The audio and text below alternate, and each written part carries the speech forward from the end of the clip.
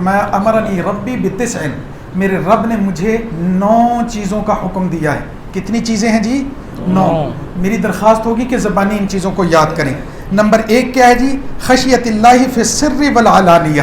پہلا کام یہ ہے کہ اللہ کا خوف، اللہ کا تقوی، پرہیزگاری کا جذبہ. فی السر والاعلانیہ، اکیلے تنہائی میں بھی اللہ کا خوف ہو اور لوگوں کے سامنے بھی اللہ کا خوف ہو.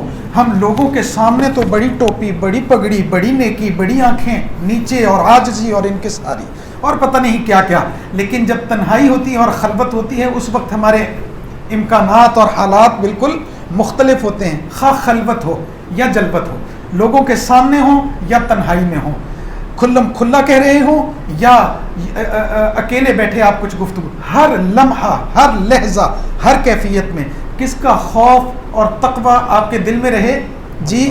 اللہ تبارک و تعالیٰ کا. ایک کیفیت ہمارے ہاں یہ ضرور ہے کہ مسجد میں بیٹھے ہوئے ہیں، لوگوں کے سامنے ہیں تو ہم بڑے متقی ہیں، لیکن جب کبھی ہمیں موقع ملے گا اور کوئی دیکھنے والا نہیں ہوگا تو ہم یہ گمان رکھتے ہیں کہ شاید ہمارا رب بھی ہمیں نہیں دیکھ رہا. ایسے اسی لیے تو برائی کرتے ہیں. تو خشیت اللہ فی السر والاعلانیہ، اللہ کا خوف اور ڈر تنہائی میں بھی، خلوت میں بھی اور جلوت میں بھی. جی اللہ کا ڈر خلوت میں بھی اور شاباش، اللہ کا ڈر خلوت میں بھی اور اللہ کا ڈر گھر میں بھی اور گھر سے باہر بھی، اللہ کا ڈر تنہائی میں بھی اور لوگوں کے درمیان بھی، اللہ کا ڈر ہر کیفیت میں، ہر لمحے. یہ پہلی صفت ہے جی. امرنی ربی بتسع، 9 چیزوں کا حکم ہے. پہلا اللہ کا خوف ہر کیفیت میں. دوسرا جی وکلمۃ العدل فی الغضب والرضا، کلمۃ العدل، انصاف کی بات، عدل کی بات، اعتدال کی بات، فی الغضب والرضا، چاہے غصے میں ہو یا خوشی کی کیفیت میں ہو، مسرت ہو، خوشی ہو یا غصہ ہو اور غضب ہو. کلمہ کون سا کہا جائے گا؟ 5 منٹ میں ختم کر دیں گے انشاءاللہ. ہیں جی 5 7 8 منٹ میں انشاءاللہ مکمل ہو جائے گا. جی کلمۃ العدل فی الغضب والرضا، غصہ ہو یا خوشی ہو، کلمہ کون سا کہا جائے گا؟ عدل کا اور انصاف کا. غصے میں ہمیں کچھ یاد رہتا ہے؟ غصے چ گاڑ بھی کڈی جانی، غصے چ ناحق بھی کہی جانا، غصے چ گل نو کڑی سی بھی جانا، غصے میں ہم کتنا کچھ کر جاتے ہیں. اس کا مطلب یہ ہے کہ وہ امرنی ربی بتسع، اس حوالے پر ہماری توجہ ہے ہی نہیں.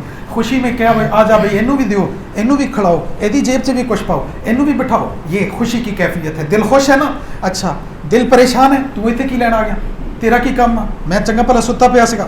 کیفیات بالکل کیا ہو گئی؟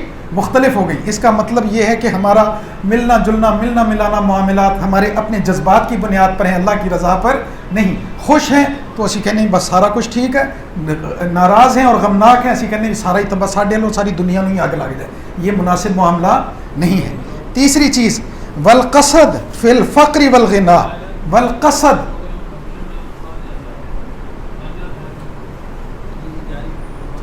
والقصد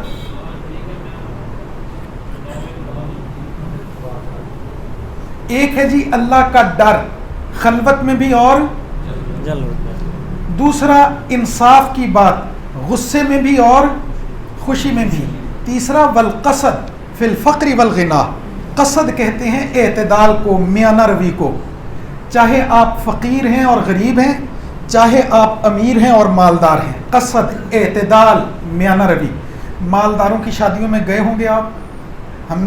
میں پرسوں ترسوں دیکھ رہا تھا افریقہ کے کسی غریب ترین ملک کے بادشاہ کے بیٹے کی شادی ہوئی. اس نے سونے کے تحفے، سونے کی بنی ہوئی چیزیں تحفے میں اپنے مہمانوں کے لیے رکھی. ملک غریب ہے، لوگ مر رہے ہیں بھوک سے، ملک کا نام میرے ذہن سے نکل گیا. سونے کی بنی ہوئی چیزیں تحفے میں، قیمتی ترین گھڑیاں تحفے میں کہ جو مہمان آئے گا، اور 5 جہاز ہر وقت تیار مہمانوں کو لانے اور لے جانے کے لیے.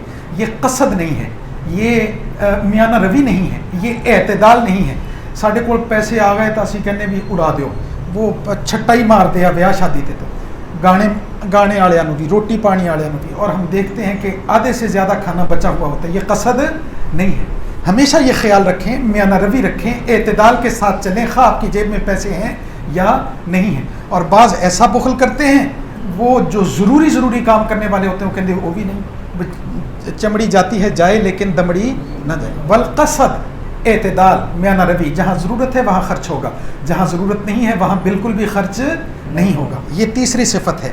چوتھی پہ آ جائیں جی، وَأَنْ أَصِلَ مَنْ قَطَعَنِي، نبی کریم صلی اللہ تعالیٰ علیہ وآلہ وسلم نے فرمایا وَأَنْ أَصِلَ، کہ میں جوڑ کے رکھوں، من قطعنی، جو میرے ساتھ قطع تعلقی کرے، چاچے نے میرے نال آ کیتا، مامے نے میرے نال آ کیتا، فلانی نے میرے نال اے کیتا، فلانے میں نہیں اودے گھر جانا، میں ادا وہ ہمارا ایک معذور سا کزن ہے، وہ کبھی کہتا ہے اپنے ماموں کے بارے میں غصے، وہ روز جاتا ہے، روز ناراض ہوتا ہے اور روز آ کے کہتا ہے میں مامیاں دا ورکا ہی پاڑ دیتا، وہ اگلے دن پھر چلا جاتا ہے، تو ورکا نہیں پاڑنا۔ وَأَنْ أَصِلَ مَنْ قَطَعَنِي، جو مجھ سے تعلق توڑے گا میں اس کے ساتھ تعلق کو کیا کروں گا؟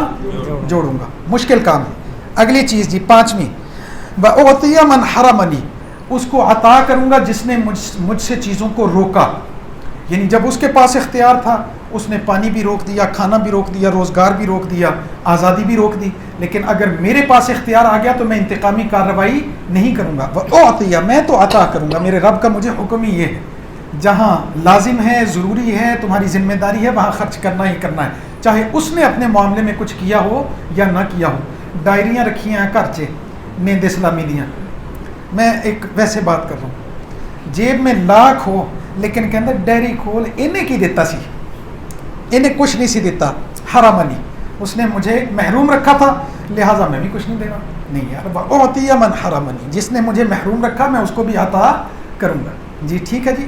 اے پنجاب سے گورنمنٹ کچھ دن پہلے کسے دی سی، ہوں کسے ہور دی آ گئی، اس حدیث پر آپ اس کے عکس، اس کے مخالف عمل آپ کو نظر آ جائے گا، بالکل پرواہی نہیں ہے، امرنی ربی بتسع کی، خیال ہی نہیں ہے۔ آگے جی، وَآفُوَ مَنْ ظَلَمَنِي، جس نے میرے ساتھ ظلم کا رویہ روا رکھا میں اس کو معاف کر دوں گا، میں اس کو کیا کر دوں گا؟ معاف کر دوں گا، انتقامی جذبات نہیں ہوں گے۔ آگے جی، وَأَنْ يَكُونَ صُمْتِي فِكْرًا، میری خاموشی کس چیز کی ہوگی؟ فکرہ، تفکر کی ہوگی، غور کی ہوگی، تدبر کی ہوگی۔ اکیلا بیٹھا ہوں، خاموش بیٹھا ہوں، سوچ رہا ہوں دنیا میں کیوں آیا، اللہ نے مجھے کیوں بنایا، اللہ کیا ہے، اللہ کے احکام کیا ہیں، میری زندگی کا مقصد کیا ہے، میرا پروردگار مجھ سے تقاضا کس چیز کا کرتا ہے، یہ الجھی ہوئی ڈوریں سلجھ کیسے سکتی؟ تفکر، غور، تدبر، بار بار قرآن مجید میں اس کا تقاضا ہے، افلا یتدبرون القرآن، قرآن میں غور نہیں کرتے، تدبر، غور، فکر، سوچنا۔ اسی بھی سوچتے رہنے ہیں، ایک دے دو، دو دے چار، تے چار دے اٹھ کداں کریے، یہ بندہ بڑا اگے جا رہا ہے، یہ ڈک کداں لائیے، جی یہ سوچ بیچاری یہی چلتی، بچیں اس سے۔ آگے جی، وَنُطُقِ ذِکْرَ، میری گفتگو، میرا نطق، میرا کلام، میرا بیان، میری گفتگو وہ کیا ہوگی؟ ذکرہ، وہ اللہ تبارک و تعالیٰ کا ذکر ہوگا، اللہ کا تذکرہ ہوگا، اللہ کی کتاب ہوگی، اس کی تلاوت ہوگی، اللہ کا نام ہوگا، اسی کی حمد اور ثنا ہوگی، اسی کی تعریف ہوگی۔ سمجھ گئے جی؟ جی نومی آ جائیں جی، نومی پہ، وَنَظَرِي عِبْرَةٌ، میری نگاہ کس چیز کی ہوگی؟ عبرت کی نگاہ، عبرت کی نگاہ ہوگی، میری نگاہ عبرت کی نگاہ ہوگی، میں ایک ایک واقعہ سے سبق حاصل کروں گا، میں ایک ایک چیز سے جس کو بھی میری نظر نے دیکھا اس سے کیا حاصل کروں گا؟ سبق حاصل کروں گا، عبرت حاصل کروں گا، اپنے آپ کو بدلنے کی اور تغیر پذیر کرنے کی کوشش کروں گا۔ یہ 9 احکام ہیں، نبی کریم صلی اللہ تعالیٰ علیہ وآلہ وسلم کی ذات سے جاری ہوئے، لیکن احکام کس کے ہیں؟ احکام کس کے ہیں جی؟ اللہ کے، فرمایا پیغمبر اقدس صلی اللہ تعالیٰ علیہ وآلہ وسلم نے، لیکن اصل میں حکم کس کا ہے؟ اللہ کا۔ اس کا تذکرہ شروع میں نبی کریم صلی اللہ تعالیٰ علیہ وآلہ وسلم نے کیا، امرنی ربی، میرے رب نے مجھے حکم کیا ہے، بتسع، 9 چیزوں کا۔ اعادہ کرتے ہیں جی، 9 چیزیں۔ ایک، اللہ کا ڈر، خلوت میں بھی اور جلوت میں بھی، یہ ایک ہو گیا۔ دوسرا، انصاف کی بات، غصے میں بھی اور خوشی میں بھی۔ تیسرا، اعتدال، میانہ روی، امارت اور مالداری میں بھی اور غربت اور فقر میں بھی۔ چوتھی بات، جو رشتہ دار تعلق توڑے گا میں اس کے ساتھ تعلق کو جوڑوں گا۔ 5ویں بات، جو مجھ سے چیزوں کو روکے گا میں اس کو چیزیں عطا کروں گا، دوں گا۔